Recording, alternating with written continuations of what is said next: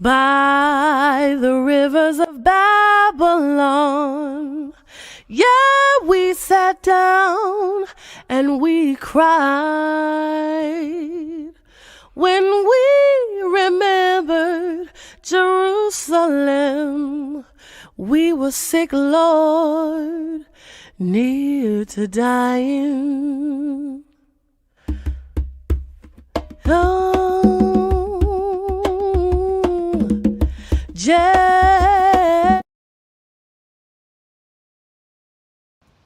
Shalom, shalom, family. Welcome to another Tanakh review. My name is Zurishaddai. I'm one of the teachers of Congregation BINAH CHOKMAH BINAH, located in the Red Hook section of Brooklyn. Our address is 382 Hamilton Avenue, Brooklyn, New York, 11231. Thanking the Creator of heaven and earth for all things and everything, food, clothing, and shelter, knowledge, wisdom, and understanding. Praying to the Creator of heaven and earth for all things and everything. And we pray that the Most High God will continue to be with all of us, guide us and protect us.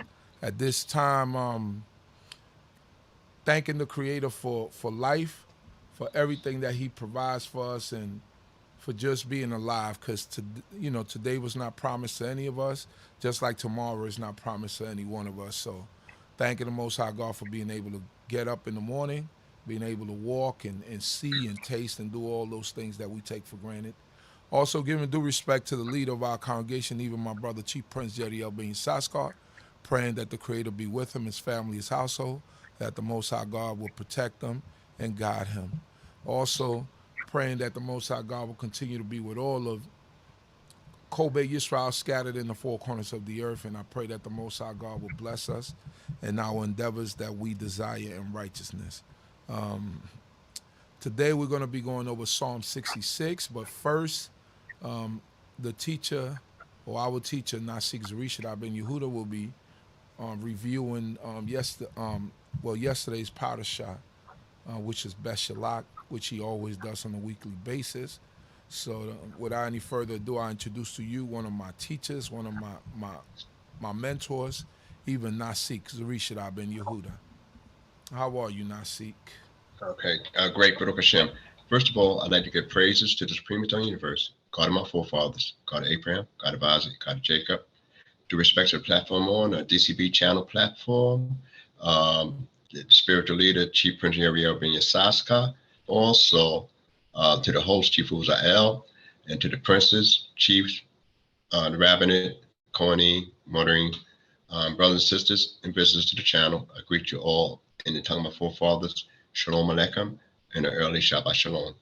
And I'd like to say first, Adonai Septai Titaku Fiyagi, Tilatheaka, O Lord, open my lips, and my mouth should declare thy praise. One of the things we'll be covering on, like Chief Uzael has said, was the psalm that goes along, that got some semblance of what's going on in this particular portion of the scriptures, which is Beshalach. And the word Beshalach means, in sending them out, but it's usually more of an intensive being sent out. And, we know Pharaoh let us go, according to told Moses to get up out of here, but the people seemed like they was a little bit slow now since things changed. Said, why should we leave? Maybe, could that be? But the Egyptians was urgent upon the people to get up out of there. So, like I said before, it's really interesting that the Egyptians got all this depth in their household, and yet the Creator allowed them to have grace and kindness to the people in a most dismal moment of their life, when they have a death in every household of the Egyptians. That particular portion goes from the book of Exodus, and it starts from the 13th chapter, 17th verse in the book of Exodus, and it goes to the 17th chapter and 16th verse. The Haftorah that goes along with it for the Ashkenazim custom, those that follow that particular custom, would be from Judges, the 4th chapter, 4th verse, going on to the 5th chapter and 31st verse, And also for the Sephardim, they would just start from Judges, but they'll start only from the 5th chapter, 1st verse to the 31st verse. The psalm I'll be reading that would give some similarness of the particular portion I'm reading in Psalm 66. What's interesting is that now we're already supposed to be leaving Egypt. So we're going to read just a little bit of it. Matter of fact, I'd like to bring out the half Torah from the Ashkenazi standard. It's one of the longest half Torah that's within our season, our annual season. And also this Shabbat that was just passed, it's called Shabbat Shirah, the Sabbath of Song. And because you have one of the first songs recorded in scriptures in this particular portion, and also a song from Song of Deborah.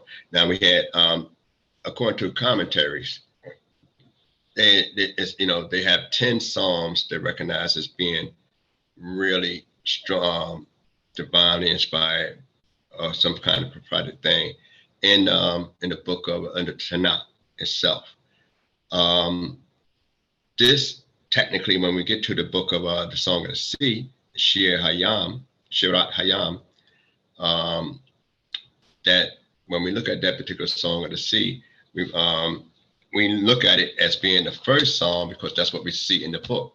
But it's an allusion later on in the Tanakh. It says about singing, and sanctify the day with song like you did at the first Passover as you did in Egypt. So we don't read technically where they actually sung a song in Egypt, but if it's a feast, you figure it should be some kind of singing going on in the feast in the Passover, which most people do today that follows the Haggadah.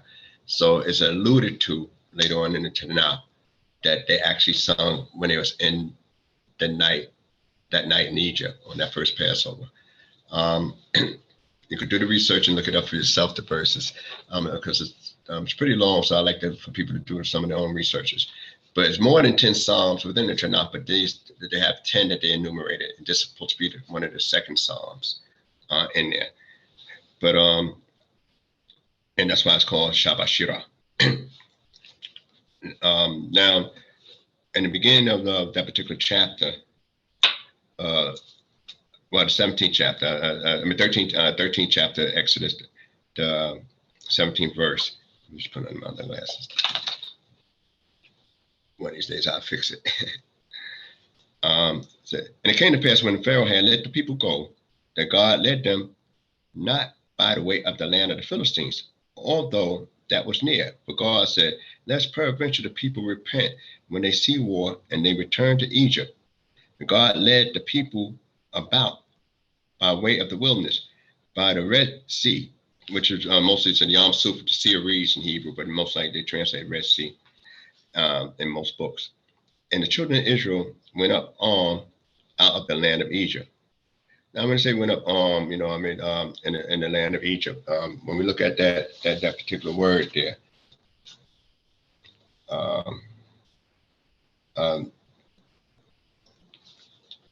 just put it over here one moment.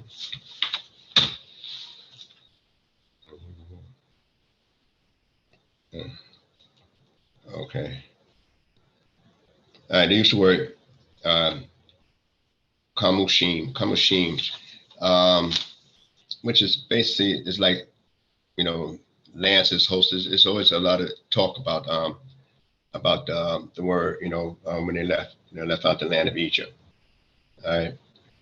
So when we read it, we find that word there that's being used there, and that particular word, mean lances and stuff like that. But I want to keep that in mind, because when they say went up out of the land of Egypt, then I want you to keep that term they use there, because it's when we think about that, if you're looking like an army, you're looking like you're ready, most people review this situation when they left in an orderly, flat fashion. They left with structure, because you're talking at least 3 million people got to move out at one time. So they leave it in an orderly fashion.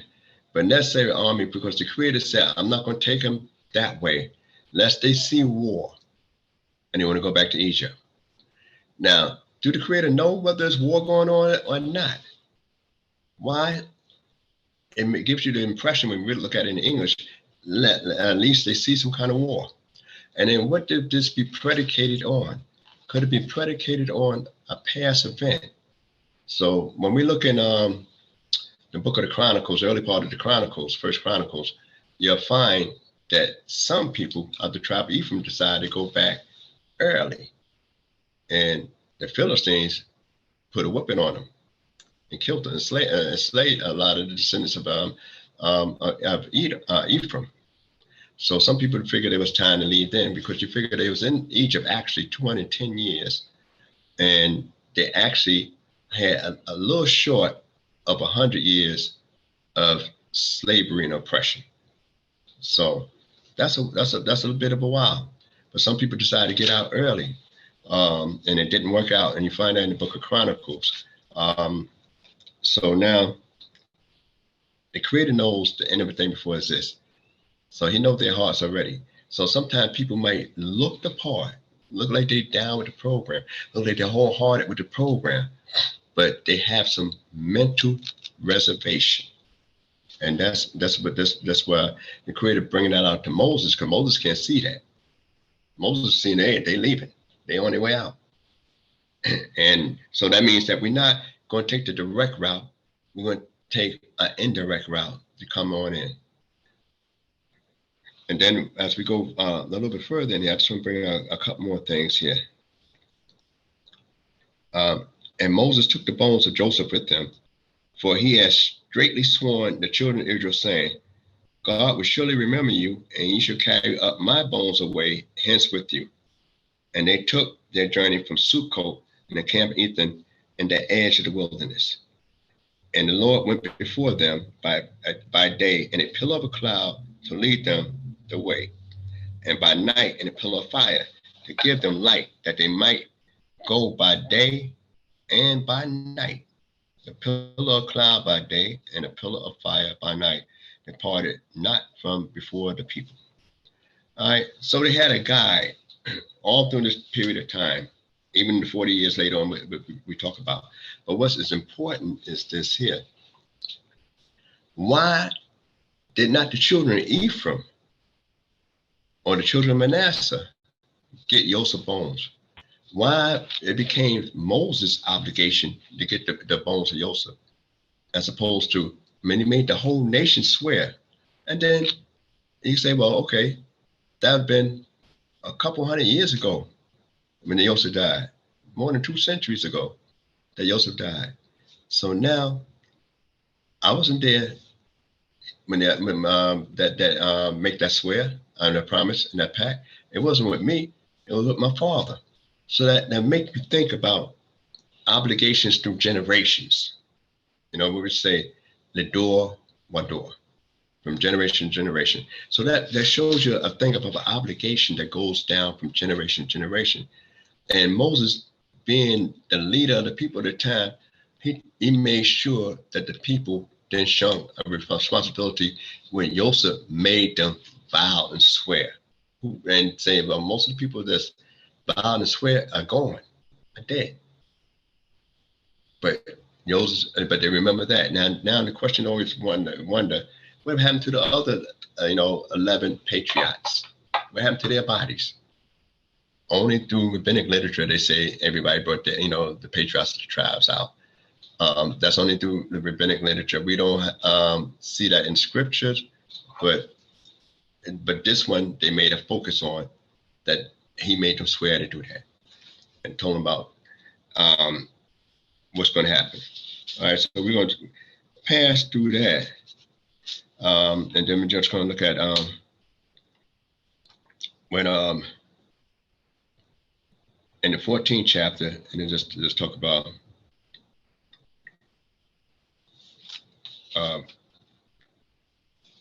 we find out here that in 14th chapter, 3rd verse, and Pharaoh will say of the children of Israel, they are entangled in the land, the wilderness has shut them in, and I will harden Pharaoh's heart, and he shall follow after them. And I will get me honor upon Pharaoh and upon all the hosts, and the Egyptians shall know that I am the Lord. So they took a roundabout course. They didn't even leave the land right away. And they're still in the land of Egypt. And then to show you the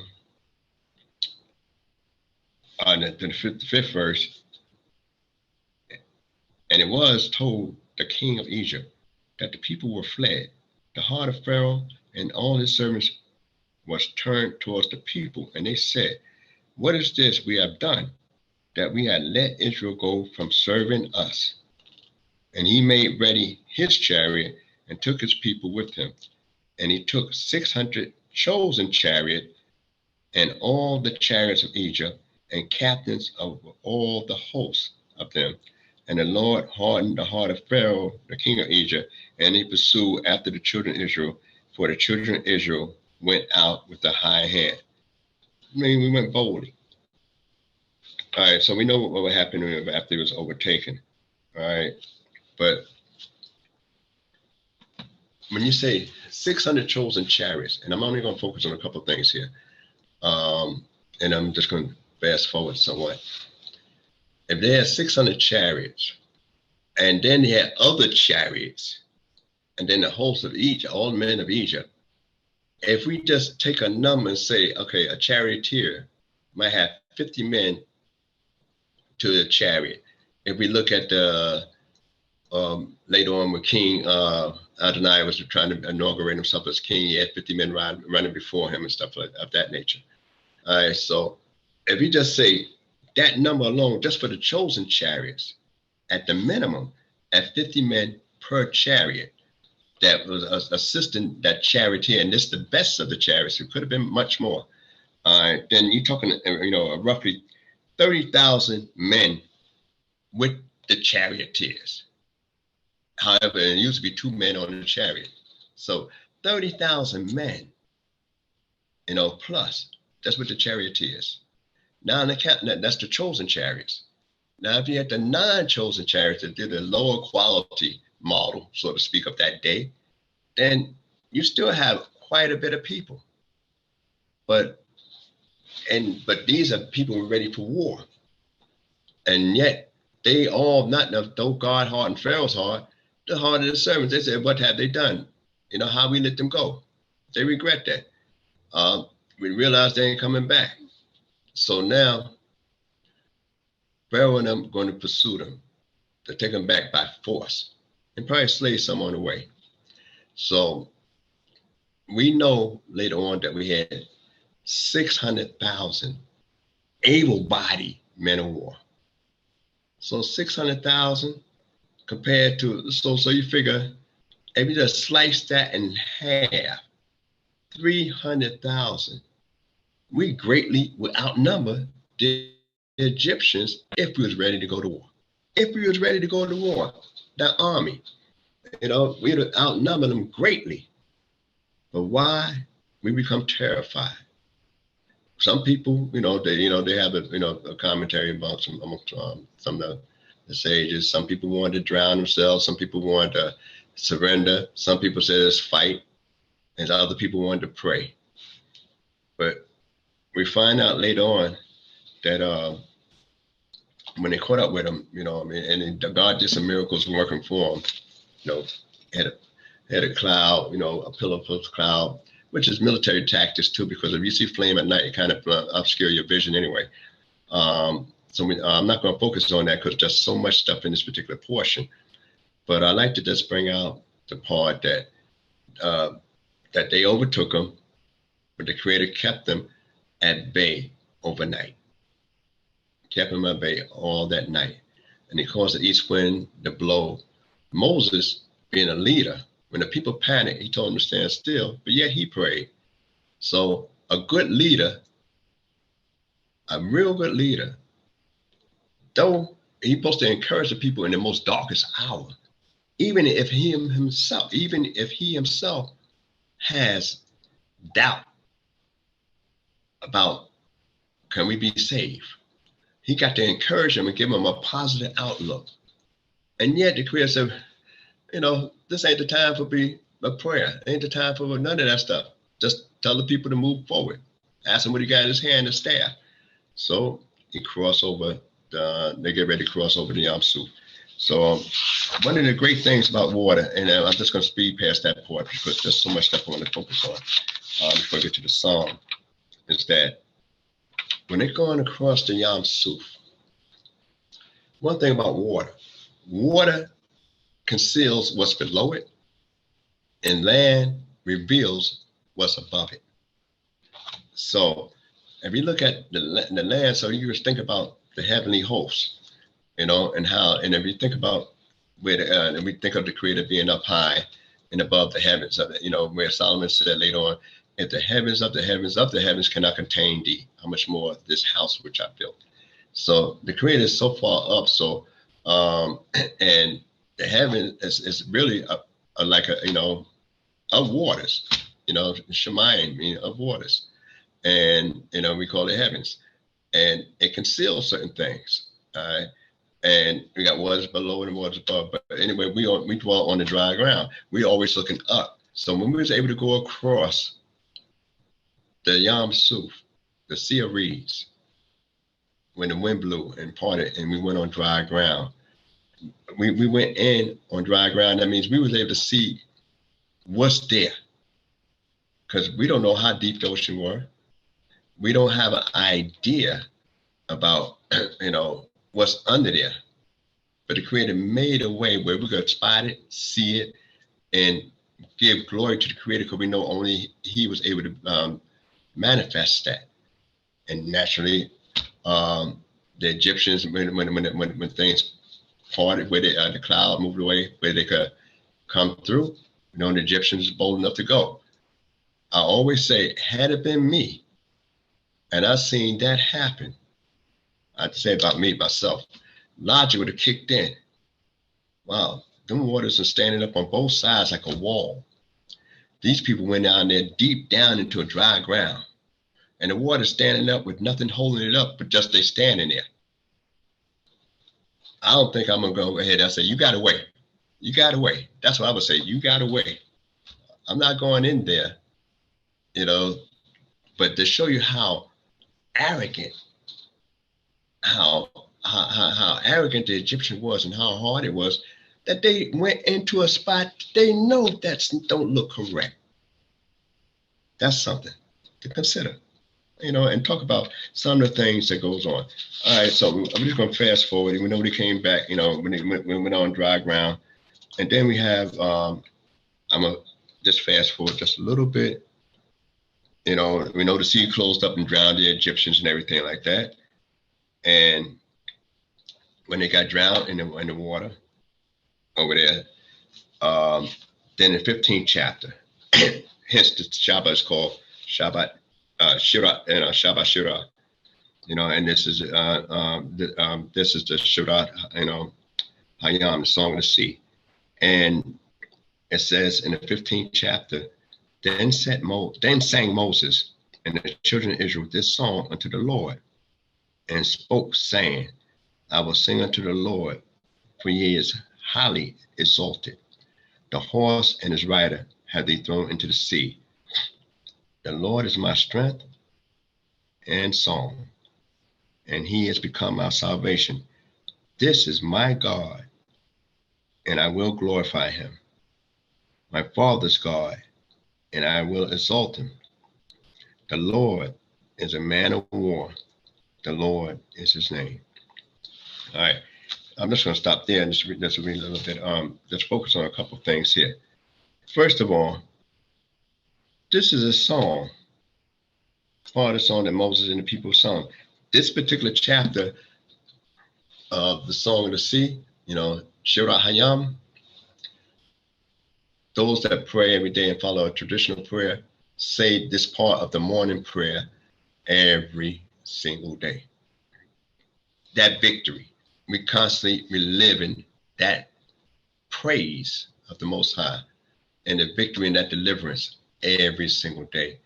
Hence, it's part of the morning prayers already. Pekel Day December, which is basically those prayers that they say just in the morning before they get to the Shakharif section of the prayer book. Every day we say that prayer. And when we say that prayer, we are reminded of that great deliverance for our ancestors thousands of years ago, over 3,000 years ago. And we also constantly appreciate the Creator, and we feel that we were delivered as well at that time. So one of the things, the psalm, those that look at the scrolls, is written. We have two. Most of the psalms is written in the scrolls in the Chumash part. You have two of them basically written out there, pretty that's notable, and that's Hazienu, Gabriel, heaven and earth, and then you got this particular song here in the book. So one Hazienu is in the book of Deuteronomy, and this one here in the book of Exodus, and they're written in a unique style. This particular song is written, where you have not only space, but you have pieces in the middle, and it's like a man laying brick in a house, which I spoke on before when I spoke on it. It's written like you're laying bricks. You got a brick, then you got a little space, you got another brick. So you got a brick, two bricks that come together, and then you got a brick over that brick over the lines of those that come together. So which is more fortified, and also reminds you of what they actually were doing in Egypt. They actually was working on bricks, making brick for Pharaoh. So the psalm is arranged in that particular fashion. What is questionable is how was it sung? Did everybody get to prophetic vision at the same time? Because if Moses, it talk about Moses, it says, then sang Moses and the children of Israel this song. Who wrote the lyrics? How do they know it was Moses' song to begin with? How do they know what they're going to say? What's the next line? What's the next verse? Are they going to do something what they call scatting? In music business, you don't know the words, so you just come up with a tune. All right. Or was it call and response? And if it was call and response, it doesn't tell how it was done. And if they knew exactly what Moses was going to say, was everybody on a prophetic level or not? This is something to discuss. What's the melody there?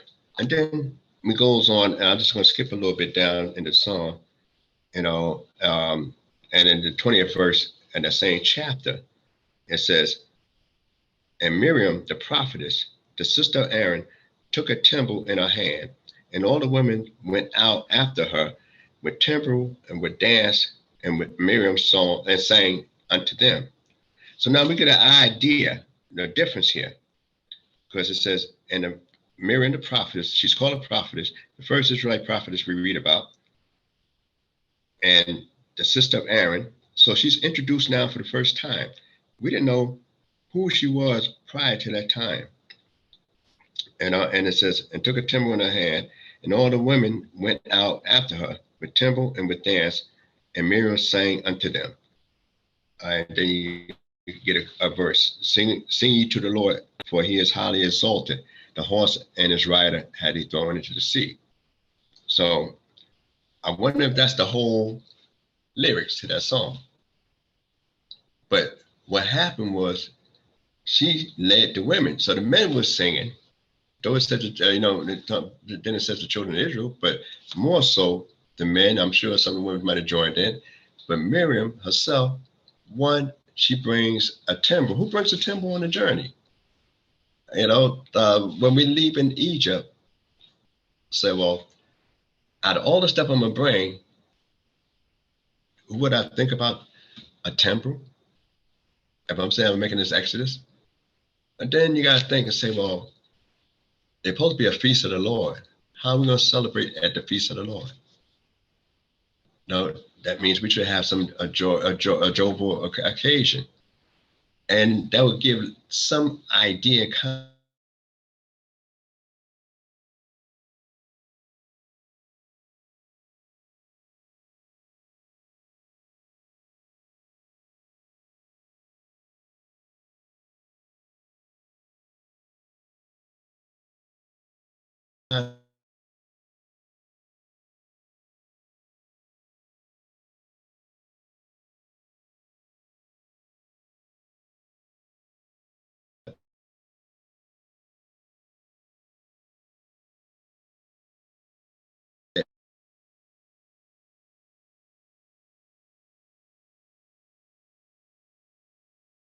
celebrate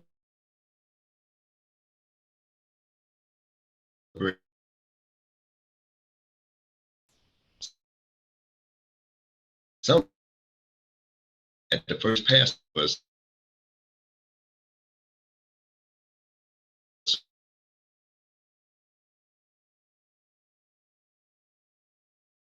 singing. You can look in the book and find it, the celebration of us with a song. She sang to the women, and she also had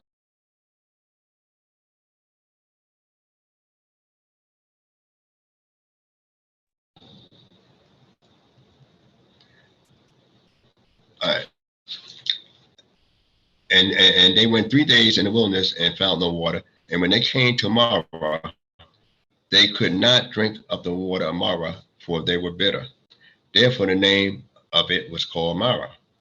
And the people murmured against Moses, saying, "What shall we drink?"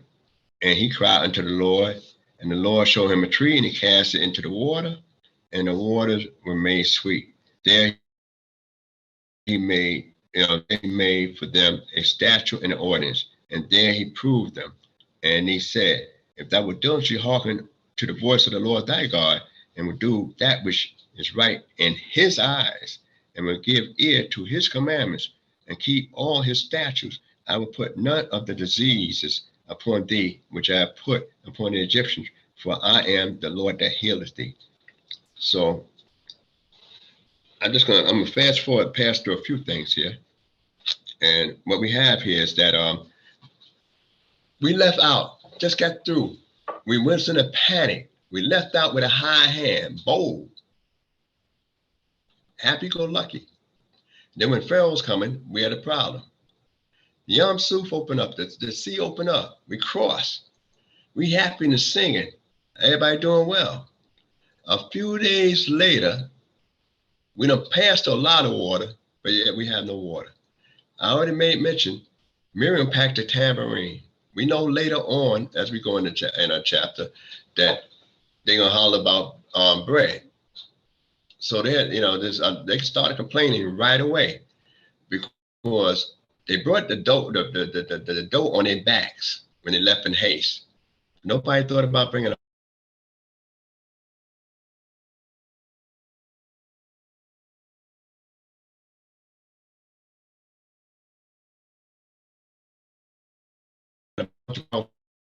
water.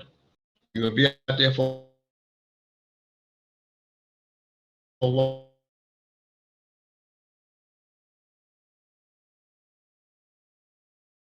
And you cattle.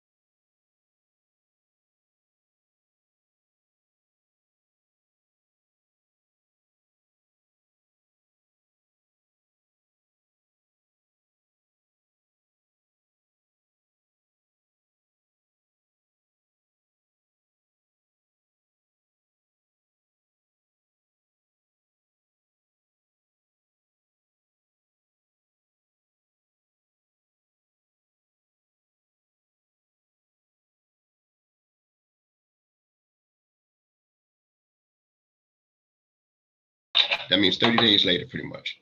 And the whole congregation of the children of Israel murmured against Moses and against Aaron in the wilderness.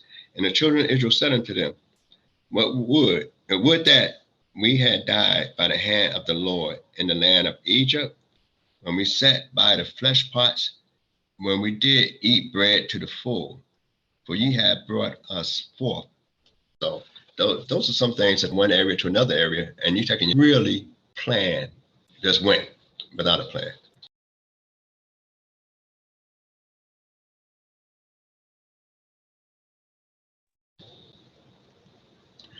when they said they ate bread to the full, I don't know. When the Egyptians refused to give them straw in the land, how is it that they was eating so well, living so lavish life?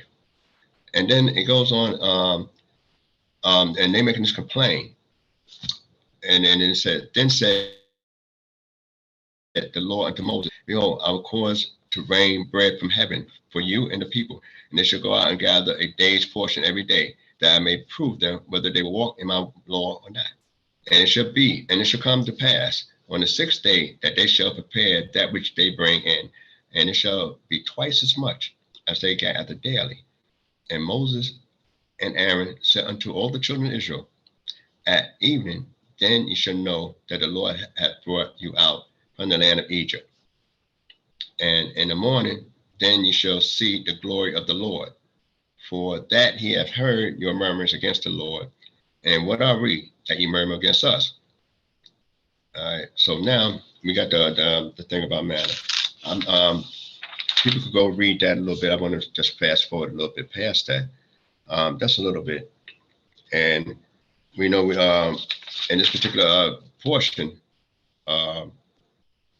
we talk about, the Lord provide manna and quail. We also got a meat diet in this particular portion too, all right, which is in starting around the 13th verse.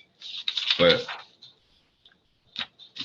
my point I want to bring out now is that we know exactly when we got manna for the first time. We know that automatically. We know we got rules concerning the manna.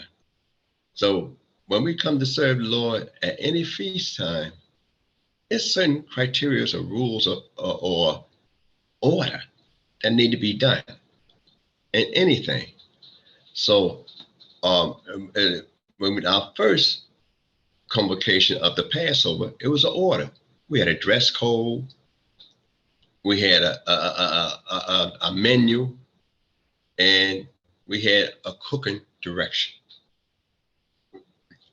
And so, and it had to be also how fast we need to eat that food as well.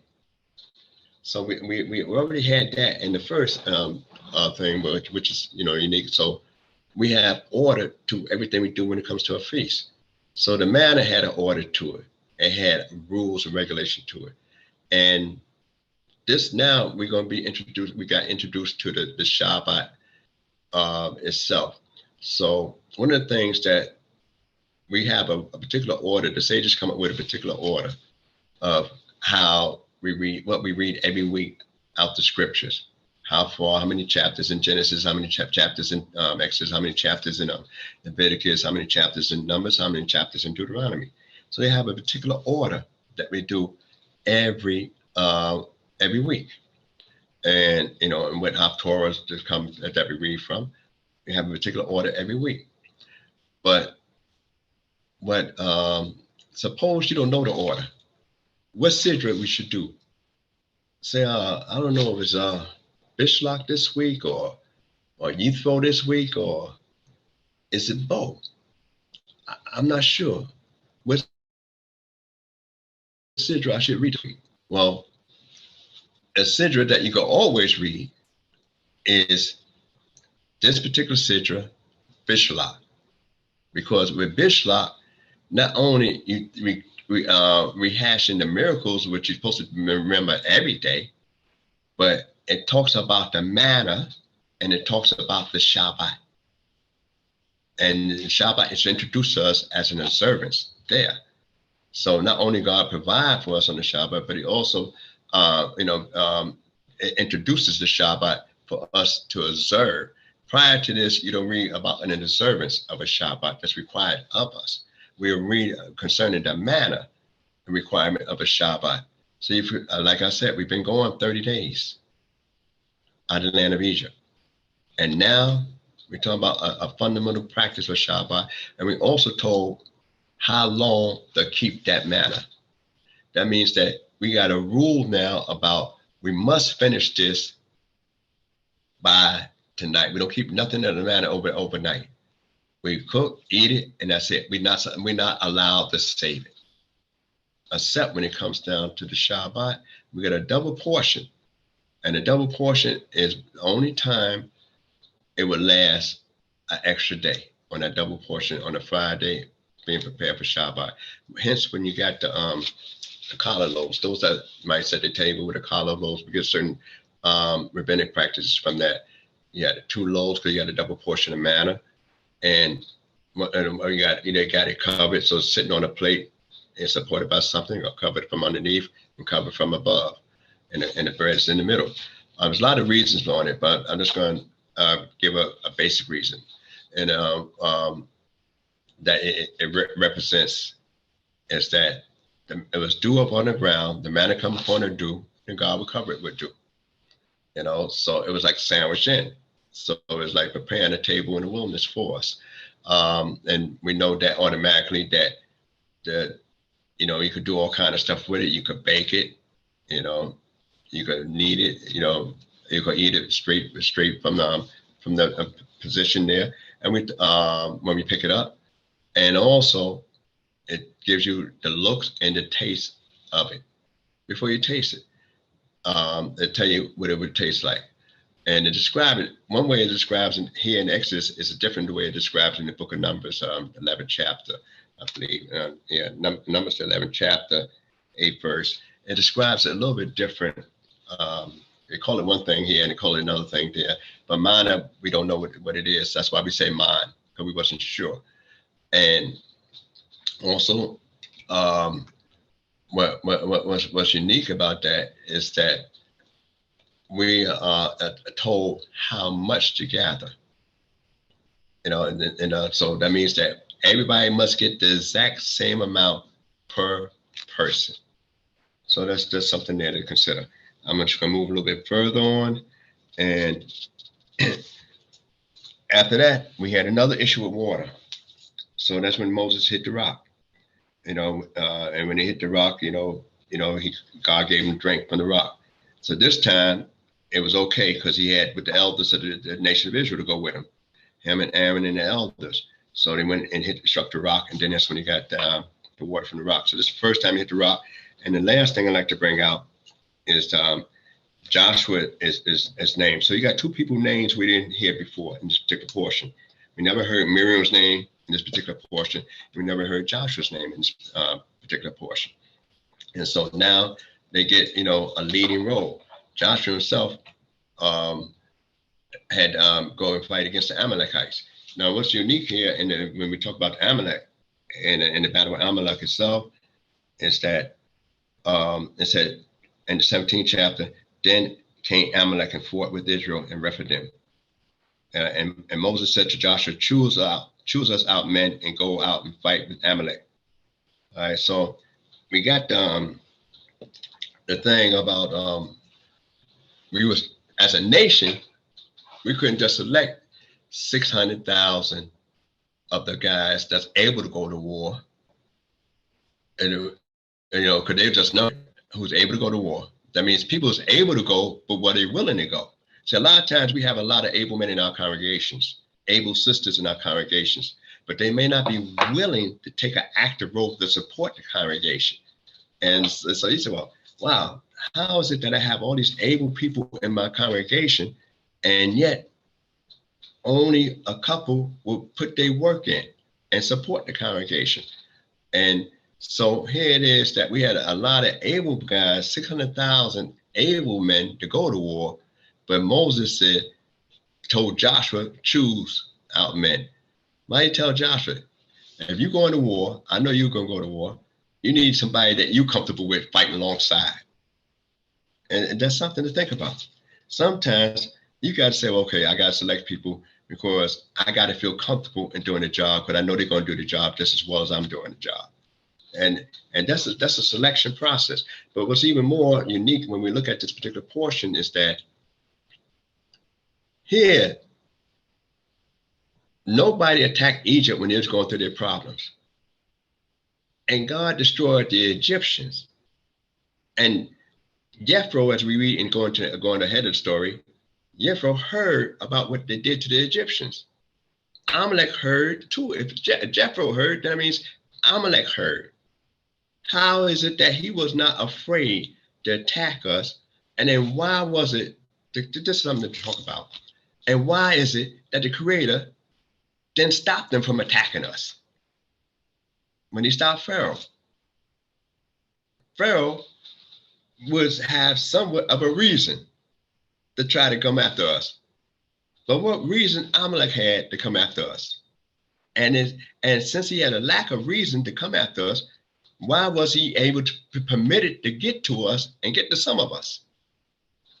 So these are some of the things that take us to consider why certain things happen in our life. With that, I just want to touch on a couple of things in the Song of Deborah before I go to the Psalm. In the Song of Deborah, one of the things, and in the Book of Judges, which is interesting, is about that she, if you take it from the Sephardic part, she's called a prophetess, and then she's also referred to as the wife of Lapido, and she judged Israel at that time. And she sat under a palm tree of the borders between Ramah and Bethel in the hill country of Ephraim, and the children of Israel came up to her for judgment. We know she had this song here, but we know right then and there that the children of Israel were so splintered. In the time of Judges, every man did what was right in their own eyesight. And that's how basically it opens up. Now, the general Joshua only lived and ruled and governed for about 20 years. That's all. Because we got the age of when he died. So his reign was pretty much close, only 2 decades pretty much. And then you had the elders that outlived him. So here it is, you got Deborah now. And she says, she's a prophetess, yes, but saying she's acting as a judge as well. And it's not all the nation of Israel, it's just that particular people over there in that particular area that look up. Everybody had their own little cliques, so to speak. And when we look in the Book of Judges, talk about every man did what was wise, what was right in their own eyesight. When you get a statement like that, if every man doing what is right in their own eyesight, that means that we're so disunited.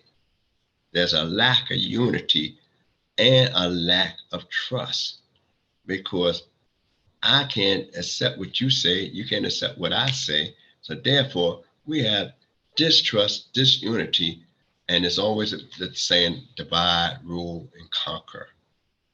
So that makes it easy. It's when we start uniting on a particular cause that we get right. So those are some of the takeaways in the Book of Judges. And then when we talk about a psalm, we talk about this guy, they're going to fight Sisera. And when we talk about one of the Canaanite guys, and the king was King Yabin. Sisera was oppressing a lot of people. We know automatically. We know about she supporting Barak, the general at the time. And when she supported Barak, the general at the time, because he didn't want to go up there without her, it's always the same whether he was the husband, he had 2 names, or, because they play on the word, Eshek Lapidot.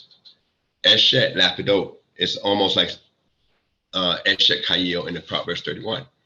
Eshek Kayil means a woman of valor, which means that she married to Mr. Valor, married to Mr. Soldier, married to Mr. Virtue. That's how, a virtuous woman in Hebrew is called Eshek Hayil. So she's Eshek Lapidot. So some people play with that and say, well, we're not sure because we don't know who this Lapidot is. But so they'll come and assume that Barak and her might have had a relation, was married, stuff of that nature. I prefer to leave it in the Peshat, and that somebody named Lapidot might have been around that she was married to, and not Barak. That's just my view, but you could always discuss it with your various teachers and in that area. Also, one of the things is that he would not go up. He was supposed to get 10,000 men of Zebulun and Naphtali. That means not all Israel. And he's going to fight against an army with a guy who's known to be a trained warrior with 900 chariots of iron. And like I said before, if you only have 50 guys with your chariot, then just the chariots alone, you got 45,000 men. 45,000 men with the chariot. as opposed, and you got 10,000 that you're going to fight with. And he told her to go up on Mount Tabor. So, we know how the story went, that she got a victory. They got a victory, but they got a victory because she told them already, one, if I go with you, the victory we given to the woman. So now that's hinting what a general does. A general is supposed to lead, but he don't want to go unless she come with him. So she's basically leading the way. Out of place, but that's what he want. Second, the general is supposed to accomplish and make the final kill. We know automatically that this woman, Yael, and did the final kill. Nailed the guy head to the ground, with a tent peg. So we know that automatically, when you look at the Psalm in the 5th chapter of Judges, she gives a lot of praise, but she gives a praise to this woman. And Yael, when you look in the Psalm, she's not just a regular local woman, even though it's part of, Jephthah's descendants, but she's not a local woman. She's somebody of prominence, because the way you read the Psalm of Deborah as you look into it. And it's a lot of stuff. I don't want to focus too long in the book of Deborah, but it's really interesting when you look at the highlights there. And she even brings out about a point about there was not a sword or shield amongst the 40,000. So what 40,000 is she talking about? If just the 900 chariots or 50 guys, that's 45,000. And if you're talking about the people of Israel that's fighting against Sisera, there's only 10,000. So she reflecting back in a song about the two tribes, Gad, Reuben, and the half tribe of Manasseh, that had actually 40,000 that went ahead and crossed into the land during Joshua's time and fought, stayed with the children of Israel to help them win their victories and gain their towns, and they stayed there for 14 years. But the first major battle was Jericho. And they didn't need no sword and shield there, because she'd be reflecting at that a miracle happened for them, that a city such as Jericho, they didn't have to use sword and shield to fight there. And then when we look earlier, and I mentioned earlier, and I just want to focus on that before I go into the Psalm, this last little portion, is that when we look at Israel, as late as King Saul, who's after Deborah, and Israel really didn't have a standing army. And not only that's when they first get a standing army is with King Saul. Saul had a real genuine weapon. Jonathan had a real genuine weapon. But for the majority of it, when you read earlier in her song, she talked about this judge that was before her, Shamgad. He killed so many people with an ox gore. He made a weapon at that. You read about Samson using a jawbone of an ass. We didn't have too many good weapons because we didn't have so much of a standing army like that. I mean, now I'm sure they had some kind of weapon to fight with, but I'm just saying as a normality, an army got an arsenal. We had no arsenal. So in her song, she brings out about the 40,000 that here we're going to go to battle. So whatever they was equipped with to fight with, we know automatically what Joshua and them had to fight with Amalek, it was whatever they had, but when they was leaving, if you're going to a feast, you really don't think about bringing all your artillery with you to a feast. If you're going to a worship service, you ain't thinking about that too much.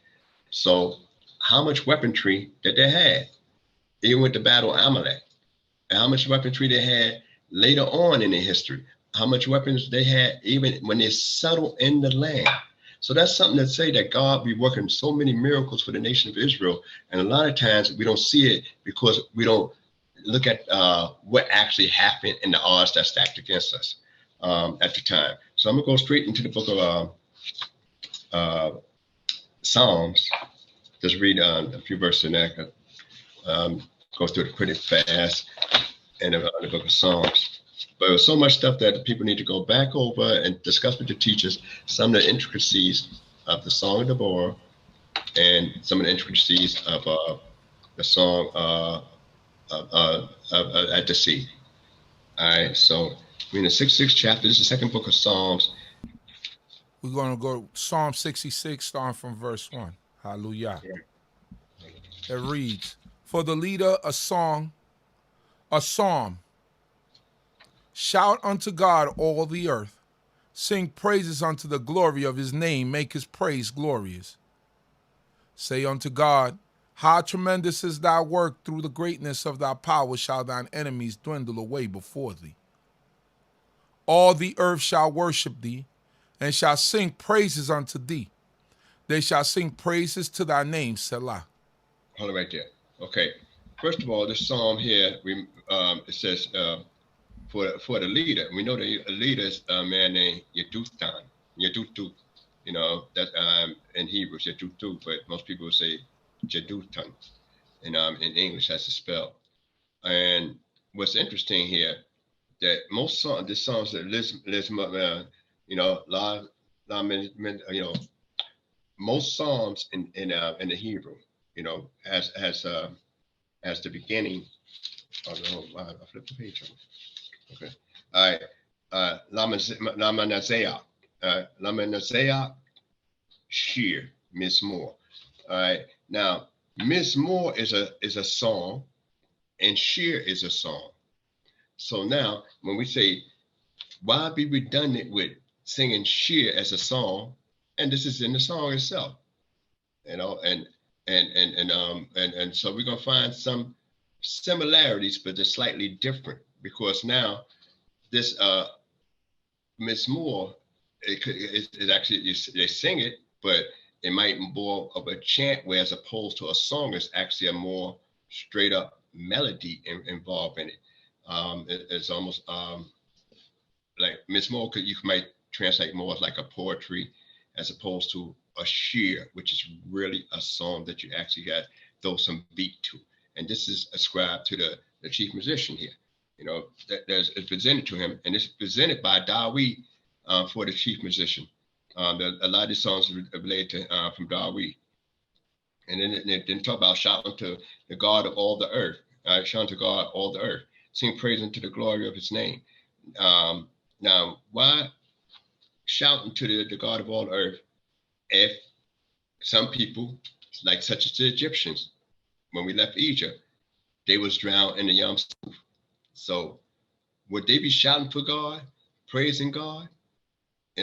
When nations do wrong to the nation of Israel, God's chosen, God's elect, the people that God referred to as his firstborn, why should they sing praises if they get chastised for what they did to us? And why would we tell them sing praises to God? So even if they did us wrong, we're saying sing praises to God. Why would we say sing praises to God? Why would Moses even tell Pharaoh on the way out that we can't leave the cattle behind? You're going to even have to give up something. And why would Pharaoh want to give up something to praise God? So this thing make a person wonder, what is the psalmist really trying to say? And this is David giving it to the chief psalmist at this particular time and point, centuries later. All right. And then when it says and describes that he's tremendous, how tremendous is thy work, though through thy greatness of thy power shall thy enemies dwindle away. All the earth shall worship thee, and shall sing praise unto thee, and they shall sing praises to thy name, Selah. Now, this is something we're looking for in the future. All the earth don't worship the Creator. All the earth, is sustained by the Creator, but all the earth do not worship the Creator. That's why in the prophecy it says, in that day, the Creator shall be one, and his name shall be one.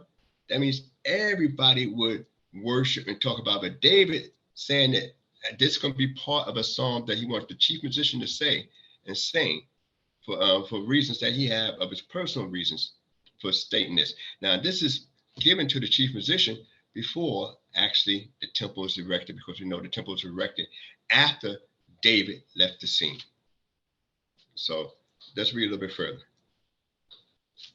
Fifth verse. Verse 5, it reads, "Come and see the works of God.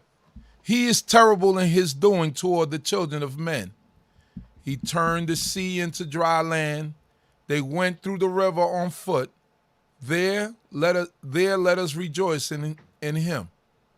Who ruleth by his might forever. His eyes keep watch upon the nations. Let not the rebellious exalt themselves. Selah." Right there. That means, don't think you got your own power, but it is that the psalmist is going back in history, and he's talking about the crossing of the Yam Suf, and he's talking about the crossing of the Jordan, and Deborah herself in her song, she goes back in history, where in the song at the sea, they not going too far back in history. They're going about an event that just happened after they left out. So, and yet the other one, the crossing the river, that haven't occurred yet. So we got an idea of timeline that Deborah know the history of the Israelites, know about their journeys, know what the Creator did for them. David, hundreds of years later, is still talking about the history and the wonders of God that he did for his people. And the thing about that is that, like I said earlier, is that as we get ready to go into next week, Amalek come and fight against us, and Jethro comes in the beginning of the Sidra and say he heard all that the Lord had done. So we know the Amaleks had to hear, what God had done, and they didn't care. They went out their way, out their territory to attack us. So here that he's saying right then and there that all the nations, talking about all the nations, you're gonna recognize how powerful and how terrible the Creator can be at times. And so wonders he did for those that he loved. Read a little bit further. Verse 8, it reads, "Bless our God, ye peoples, and make the voice of his praise to be heard, who have set our soul in life and suffered not our foot to be moved. For thou, O God, hast tried us. Thou hast refined us, and as silver is refined." Hold right there. Right, before we go there. Now, this would seem almost like we try to talk about forced religion, forcing a religion on an individual, I should say. Not false religion, but forcing our God upon other people. But the thing is, as we're going to find later on in the song, that it got to be really within the individual mind. We're going to find out that the nations later on, as we go through this song, that they're going to not only, where we're going to find the word deny their guilt, deny their transgressions, deny their wrong, but it's actually, they're going to look at it as, I really wasn't intending on doing it wrong like that. I didn't meant to really hurt them like that. I really was looking out for their good, so to speak. We used to say in the camp years ago, people will kill you and think they're doing God a favor. That's the way that we're going to find out a little bit about the nations in this song as we go a little bit further. All right, pick it up from 11. Verse 11, it reads, "Thou didst bring us into the hold. Thou didst lay constraint upon our loins. Thou hast caused men to ride over our heads. We went through fire and through water, but thou didst bring us out unto abundance. Right. I will come into thy house with burnt offerings. I will perform unto thee my vows." Hold right there before we go further. Wait, Memphis, go one more verse. "Which my lips have uttered and my mouth has spoken when I was in distress." All right, hold right there. Now, we got to be careful of uttering vows before the Most High, because we held accountable. More especially when we're in trouble. We have in the book of Judges a man, Yehudah. It was a battle he had to fight. And he said, the first thing that come out my house, I will offer up to the Lord. He made a vow.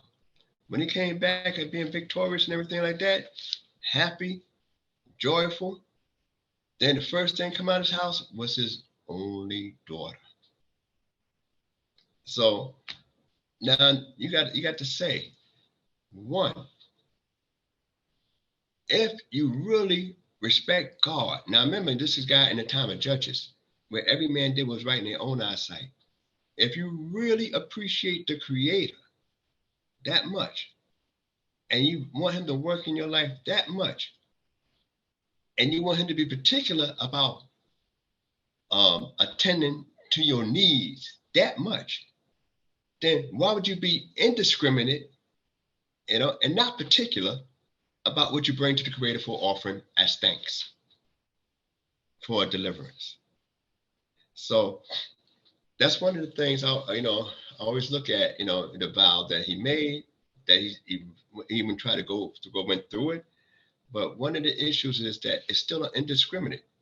The first thing that come up my house, how much do you have in your house? How much you realize that gonna actually come out your house, to meet you? Don't you know people live in there? Most people, only time we had anything in the house that we know of was in Egypt. And that was that lamb or that goat. That's what we had in the house then. We didn't keep pets in the house. A lot of people in the South at one time never kept the dog in the house. He tied on a long leash or string to a little stick and dug into the ground, or something, metal piece dug into the ground. The dog house was an outhouse. It wasn't in-house. So he could run around the yard a little bit on a leash sometime. But that's it. So, we got to be careful, about the vows that we make. And especially when we in distress. Because some people say, oh man, God, if you do this for me, thus. But you are really not thinking it out clearly. And David was able to do that himself, because he realized that he cites other instances when people was in danger, the nation was in danger, and God came to the rescue when they cried out. Now, the difference between a song, and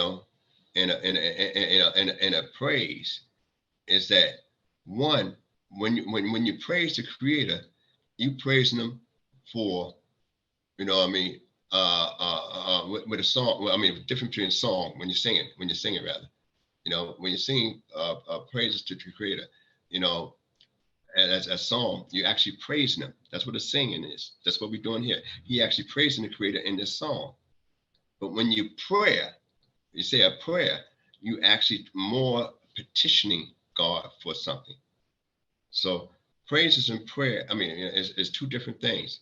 Though we tend to lump them together, but here it is, the psalmist himself, that's why he put the word singing in there as opposed to tefillah, which is a prayer, because now it's not about me actually, or praising you, or but I'm, in a sense, I'm actually trying to, I'm actually praising you as opposed to petitioning you at times.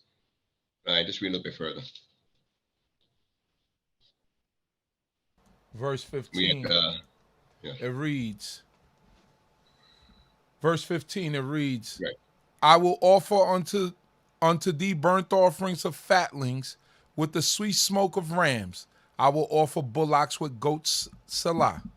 All right, right in there. All right, so he's saying right then and there, all right, though he make utterance, a vow, prayer was this, all right, and when he was in distress, I will offer unto thee burnt offering.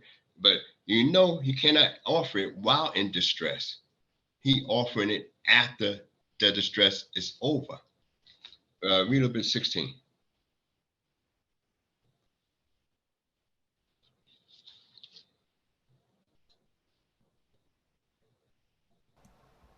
Verse 16, it reads, come, hearken all ye that fear God.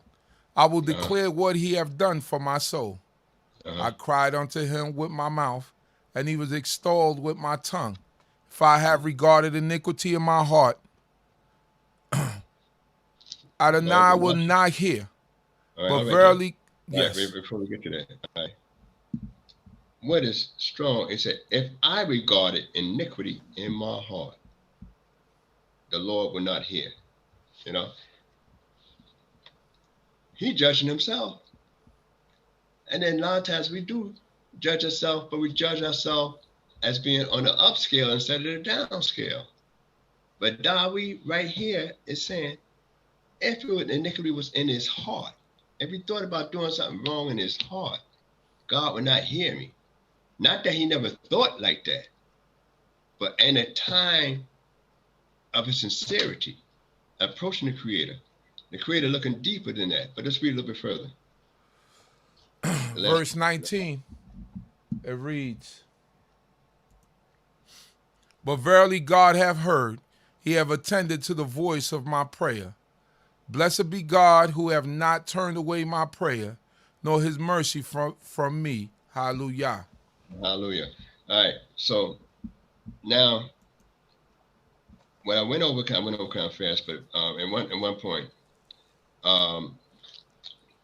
it was about the people. You know, you might have to go back over it. Most of y'all I prefer you to go back over it. You know, with the teachers in various congregations, but in your spot that actually the people I spoke about earlier would even talk like they never really meant to hurt us or harm us in this situation in different times in the early part of the psalm.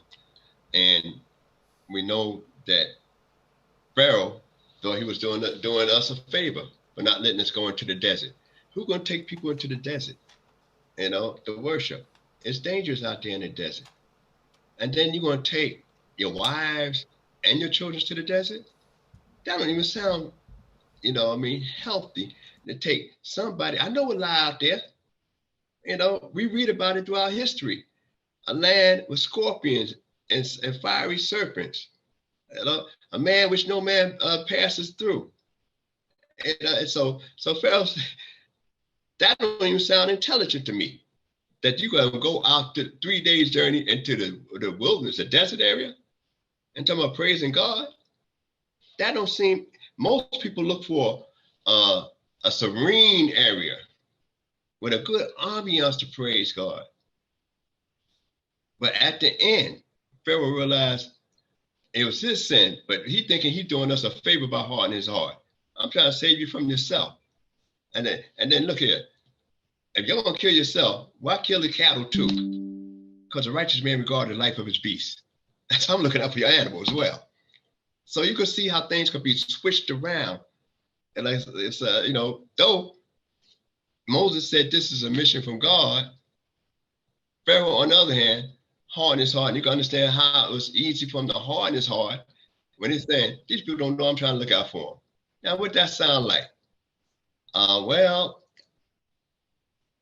our people, we feed them, we clothe them, we brought them out there from the jungle, brought them over here on these here shores of America, and what they do, you know, they ain't throwing spears, you know, they educated.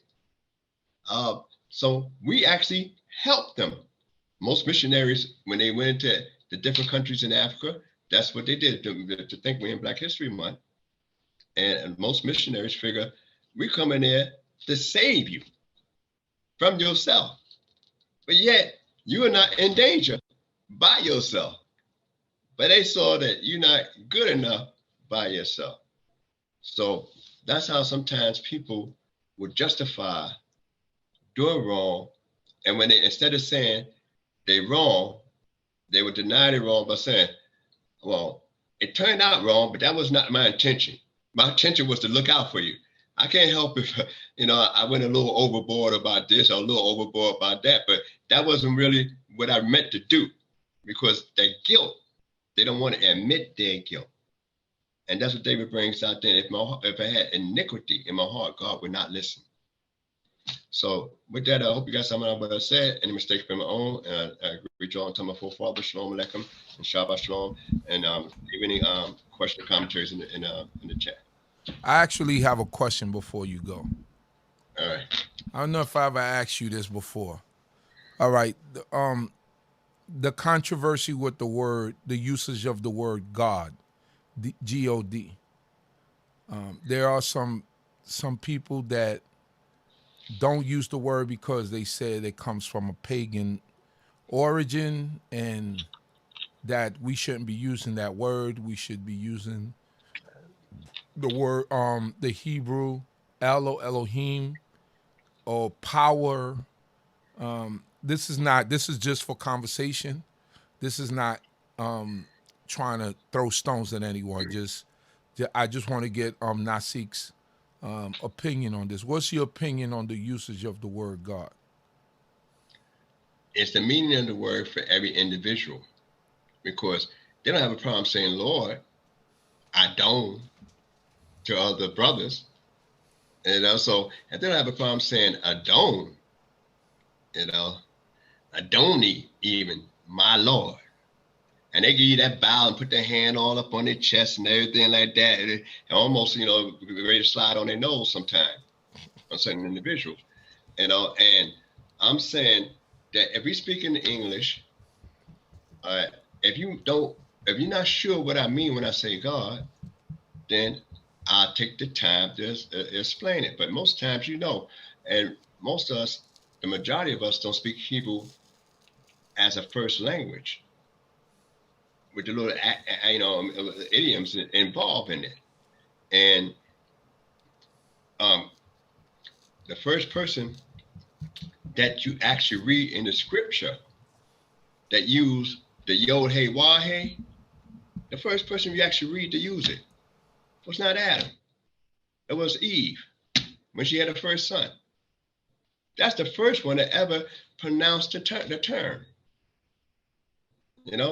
With the help of Yod Hey Wah Hey, I got the son. That's the first time that's ever used or spoken of by a human being, and it had to be a female. So we got terms that's used, we refer to the Creator by many attributes. And the thing about one of the questions in the beginning of Exodus, when Moses wanted to know a name, I said often before, it contains the individual. It doesn't make an individual unlimited. When you put something in a category, then you limit it. And our Creator has no limits. But for us to discuss them, we have to limit it within our own frame of anthropomorphism. Use human terms to describe the Creator. And that's what we do. So I don't have a problem saying that, that, especially when I'm talking to other people that don't speak Hebrew for the first time, that's listening to the various platforms.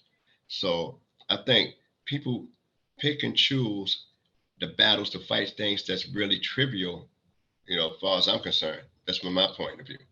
That's trivial, because the main job of the nation of Israel is to express the Creator the best way they can to those people who do not understand the Creator and that level. And that's the bottom line. So, I would use the term God. I don't care if the Norsemen say God. There's no language in the world don't have a homonym that means something completely different than what we might use in our own language. There's no language in the world that exists. So, we can take it from there.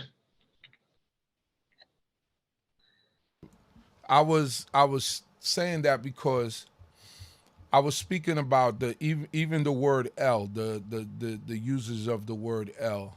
The Canaanites used that for the name of their god. They also used Baal, and the consort of El was Asherah, right? So that was a word that was used. But what I said is that the difference is when we speak about our God has a name. You already said Yod Hey Wah Hey. We say Yehovah, right? Or he's also identified as the God of Abraham, Isaac, and Jacob, right? Which is easily identifiable. So I'm saying, like, Canaanites used the word El to identify their gods, right? We use the word El or Elohim throughout throughout our Tanakh. So wouldn't that be in terms the same thing as using the word God? Well, I would say this here. Look at some of our names. Your name, Uziel. Yeah. All right. I mean, them guys that's mentioned in the book, you know, the princes, and the princes of the tribes in the wilderness. They have El in there, you know, you know, Baal. I mean, and Yerubbaal himself is, you know, that's a guy named Yerubbaal. That was his name later on. I'm saying, so we had those terms in our name, and then imagine a guy named Nakshan from Nakash, serpent. You know, so it might mean one thing and one concept to one people, but it can mean another thing in our way of saying it. Right. So you know, or saying calling somebody the ox of Israel. You know what I mean? So we get these animal names and stuff like that. We had these other names that's so when you look at just the 12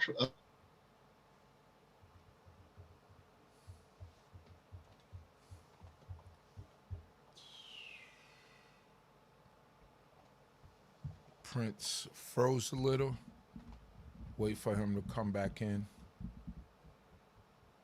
I know his his screen froze. Trying to figure out what's going on. His audio and his screen froze. I know he was saying something about look at the 12 tribes. He was about ready to say something about the 12 tribes of Israel. Shalom, Prince.